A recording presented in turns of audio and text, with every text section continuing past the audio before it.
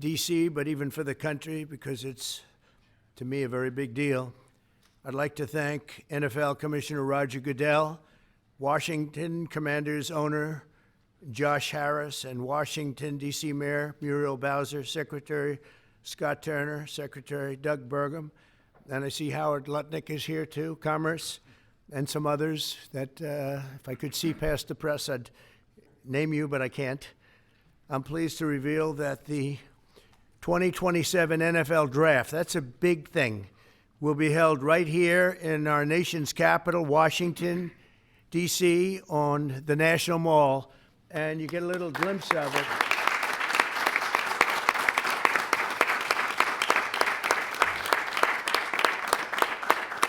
I was just saying to Roger, I don't think there's ever been anything like that. That's a good idea. In fact, maybe we could use it for other things also. I have an idea.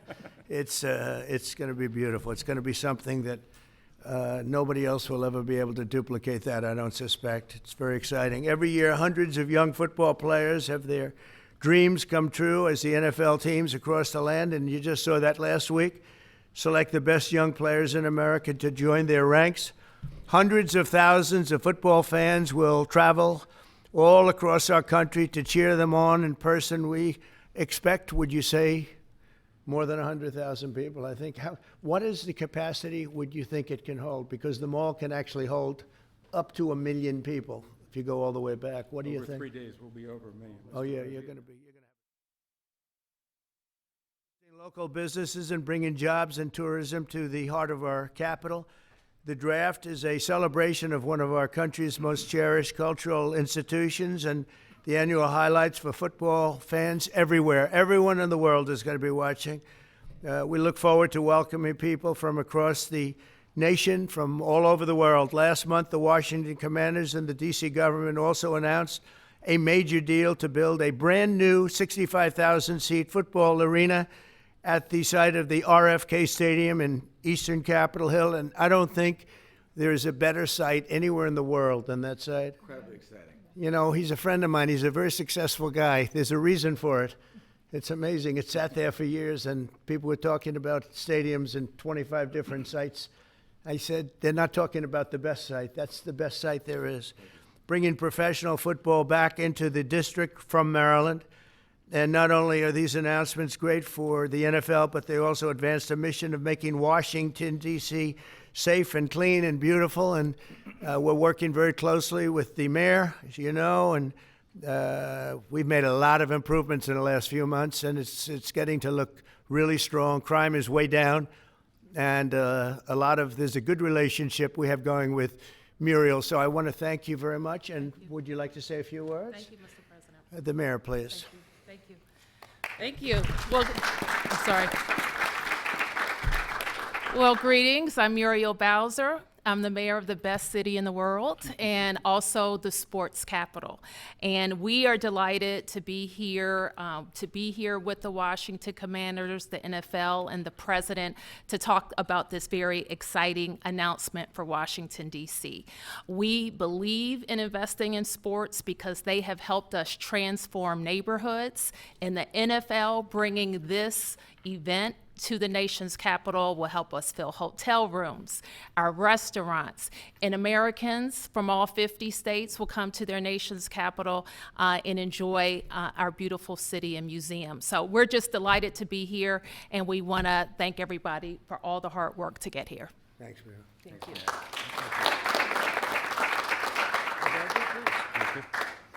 Well, Mr. President, thank you. We're honored to be here in the Oval Office, and to have you announce the 2027 NFL Draft is a special treat. So thank you for your support. Also, thank you for your support in the Commanders' new stadium. We agree it's going to be a great site. We think it's going to be great for our fans here, and it's great to come back home. And so we're very excited about that. Josh is leading the way on our behalf, and the mayor, so we thank both of them for that. We also want to thank you because in the first term, you helped us get a Canadian trade deal, which we want to make sure we note again and make sure you know. Canada does not like me too much. They gave a great American company a lot of money that you deserved, frankly. So. Well, thank you. The draft has really become one of the great entertainment and sports events. Just a week ago in Green Bay, we had over 600,000 people attend. The year before in Detroit, we had close to 800,000. As the president remarked, we believe we'll be well over 1 million when we come here to D.C. in 2027. So we not only believe it's a great site, we believe it's consistent with what the president said, which is investing in our communities, investing specifically here in the nation's capital, one that I grew up here in Washington, D.C., and is particularly important. We think we can have a tremendous impact on this community, and it will not just be an event, it will be something that will show the world how far the nation's capital has come and where it's going. So we're very excited about that. And we thank everybody here. We thank you for your support. We know it's going to be a great event. Mr. President, we thank you again. Thank you very much. You're welcome. Good luck with it. Yes, thank you. Thank you. Mr. President, thank you very much. We wouldn't be here without you. Thank you for your leadership in terms of the stadium, and now, what a great day for Washington. I mean, to host the NFL draft in 2027 on the Mall, I believe we'll get over 1 million people, and it's going to be an amazing day, and it'll showcase what Washington's all about, but it'll also showcase what our country's all about. Washington is the gateway city to our country, and you know, it'll be an amazing day, and we can't wait to get started. And I couldn't have done it without my partners, Roger Goodell, thank you, and Mayor Muriel Bowser. And we're ready to get to work, and I can't imagine RFK coming back. I grew up here. DC used to stop, and on Sundays, and everyone would be inside watching football, or everyone would be glued at the stadium. And so we want to bring that back. And football really is as essential to the culture of America. We all love it, we all watch it, and it brings people together. And so what a great way to celebrate the United States of America, the NFL, and the Washington Commanders. And President Trump, we leave on your desk a Trump jersey. You are the ultimate commander, so it is a Commander's jersey. There's no bird on it, but you know, we appreciate you, and thank you for everything you've done, and look forward to the future. Thank you very much. Thank you. And I have to say that Josh had a very good draft a short while ago. You have a very good quarterback. We do. A great quarterback, I think. Yeah, Very great. excited about Jaden. Any questions, please, about the stadium or any of it? Yeah, please. Yes. Thank you very much. Yes, thank you so much. About the draft, and I would like to upcome an event that it was already mentioned here, the World Cup. Although United States, the passion here is football. For the World Cup next year, how do you envision, Mr. President, this event here in the United Well, it'll be States? fantastic. I worked very hard to get the World Cup. It was, in fact, I think I have the trophy right here, right behind you. Don't have a picture taken with Roger and that trophy, by the way. But no, they brought it in. Johnny, who's a good guy, but he brought that in. That's the actual trophy. It's interesting that you asked that. And it's made at Tiffany's, and they're leaving it here until just before the actual World Cup. Then it goes to the champion. But that's very exciting. We have the Olympics. So we have both of them. I worked very hard in getting both, and I said, you know, I'm not going to be able to be there as president. And then a strange thing happened, and it turned out I became president not for the term that I was supposed to be. I became president while we have the Olympics and the World Cup, and we have something that maybe surpasses everything, the 250th anniversary of our country. So that's going to be great. That's going to be a very big event, a year-long event. So thank you for the question. Very nice question. Yeah, please. So you've often said you want U.S. to be bigger, better, and stronger. Currently, Russia is the biggest country in the world by landmass, followed by Canada and then China. So when you say that you want to annex Canada, is it so that it would be the biggest country in the world? No, I never even thought of it that way, although I am a real estate developer at heart. I've never heard that question. Yeah, please, go ahead. Mr. President, will you have to hire more security and police in order to accommodate the 1 million people coming in for the NFL draft? I think that there'll be something, and I know Roger will work it out, and Josh and all of us will work it out. It's such an honor to have that. I think it'll be great for everybody, great for our country. It'll be something very special. There's no scene like it. There's no site like it. My whole life was based on sites, locations, and as soon as I looked at that rendering, it's going to be beautiful. It's going to really be beautiful. You know, interestingly, I didn't know exactly where it's sat relative to the Capitol, but the stadium, if you go back, is right behind the Capitol, miles behind, but nevertheless visually right behind it. So it's going to be an architect's dream, whoever the architect is chosen, and the owner. It's going to be something special. I think it's going to be great for the area. Going to be, it will be top of the line. I know these people very well, and they only know about top of the line. And I would say that more will be put into the stadium than would be put into a identical stadium of a similar size. I think they're going to do a special, because of the importance of the location. I have no doubt they'll do a special job. Yeah, please. Can you explain a little bit about how you would implement tariffs on the film industry, kind of how that would work? Well, that's a different story, but our film industry has been decimated by other countries taking them out, and also by incompetence, like in Los Angeles. The governor is a grossly incompetent man. He's just allowed it to be taken away from, Hollywood. Hollywood doesn't do very much of that business. They have the nice sign and everything's good, but they don't do very much. A lot of it's been taken to other countries, and a big proportion. And I'm actually going to meet with some because, there's some advantages, I guess, and I'm not looking to hurt the industry. I want to help the industry. But they're given financing by other countries. They're given a lot of things. And the industry was decimated. If you look at how little is done in this country now, you think we were the ones. We used to do 100, not long ago, 100%. Now we do almost like very little. It's shocking. Are you in that business too? Because he's in so many businesses. You could explain it, but it's not a good situation. So we're going to meet with the industry. I want to make sure they're happy with it because we're all about jobs. That's all what it's very important. It's a big industry, but it's an industry now that's it's really left. It's abandoned the USA where it started, and we'll get it back. Yeah, please. Thanks, Mr. President.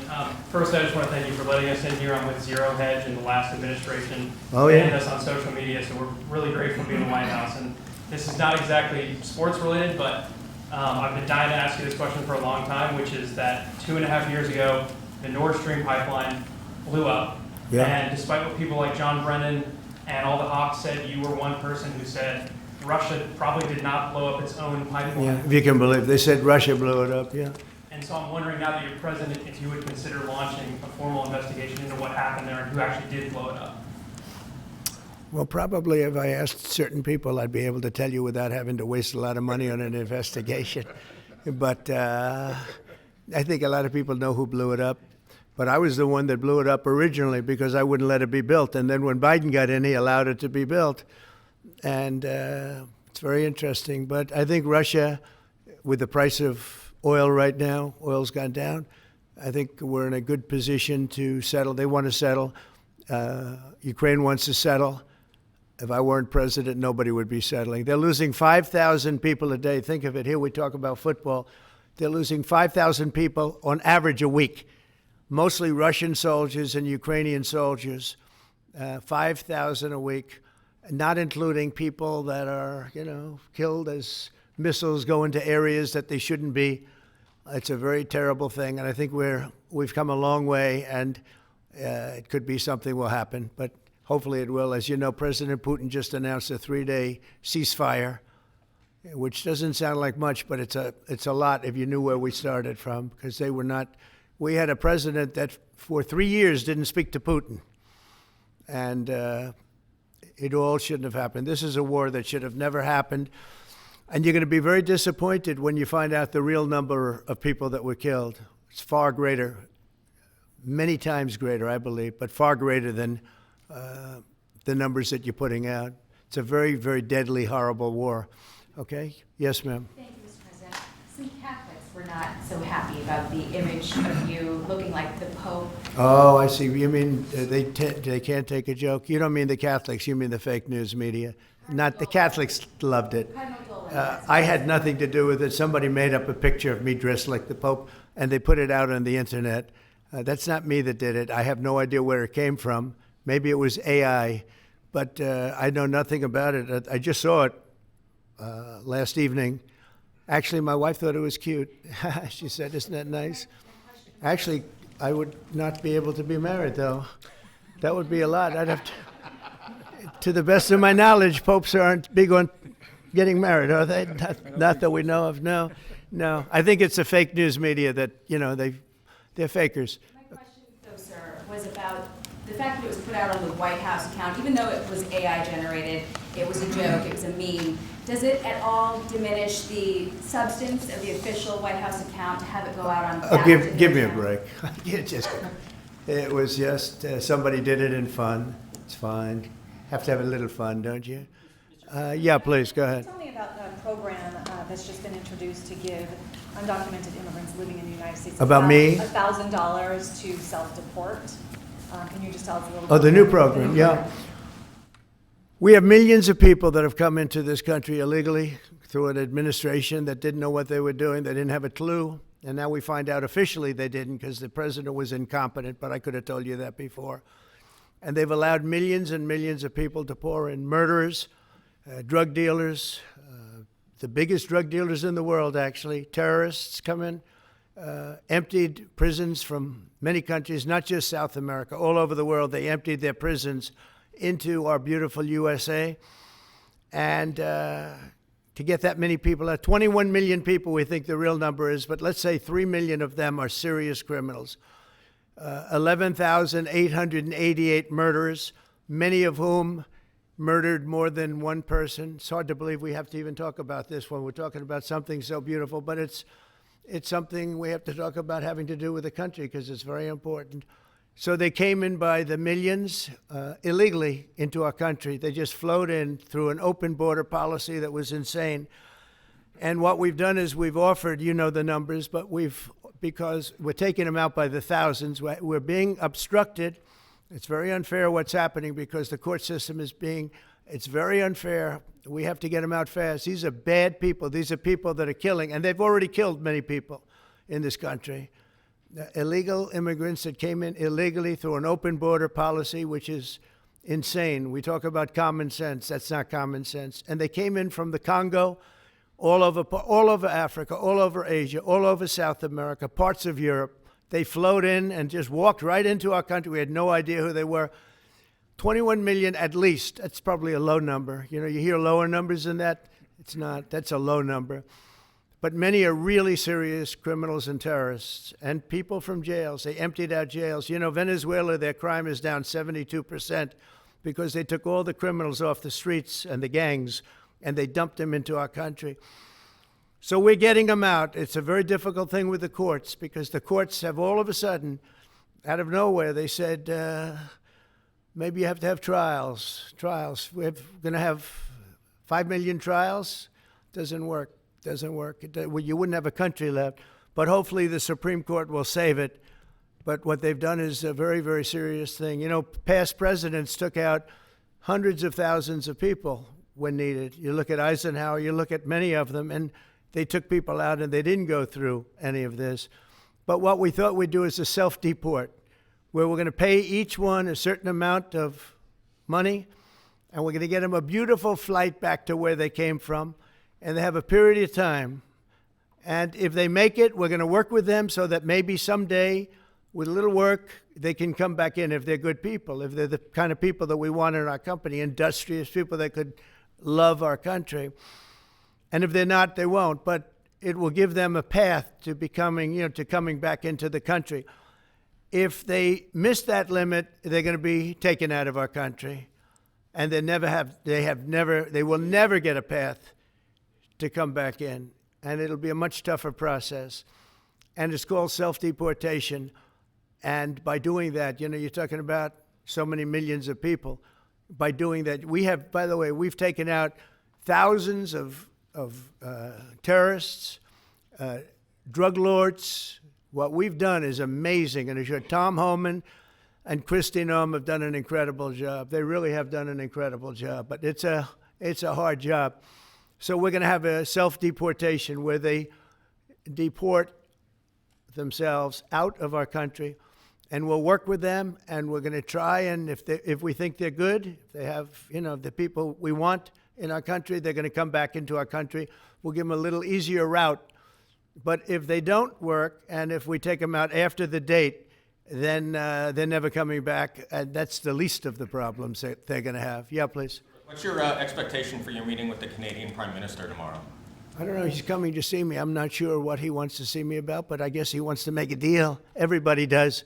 They all want to make a deal because we have something that they all want. We have something that they all want. China wants to make a deal very badly. You see what's happening to China. China's being decimated, and I don't want that to happen. But they have to make a fair deal. We were losing hundreds of billions of dollars a year. We were losing think of it, on our trade policies with Biden. We're losing $5 billion a day. I think Josh, as a great businessman, would not let that happen too long, right? How many groups could lose $5 billion a day? If you lose $5 billion one day, that's the end of that company, right? You're fired. He says, you're fired. Get out of here. So we essentially did that, and we have it down to a very low number. We're doing really well, really well. Yeah. How did you decide to reopen Alcatraz? Can you walk us through that decision? Did I say what? To reopen Alcatraz, how will you use it? How did you come up with the idea? Well, I guess I was supposed to be a movie maker. We started with the movie making, and we'll end. I mean, it represents something very strong, very powerful in terms of law and order. Our country needs law and order. Alcatraz is, I would say, the ultimate, right? Alcatraz, Sing Sing and Alcatraz, the movies. But it's right now a museum, believe it or not. A lot of people go there. It housed the most violent criminals in the world, and nobody ever escaped. One person almost got there, but they, as you know the story, they found his clothing rather badly ripped up, and it was a lot of shark bites, a lot of problems.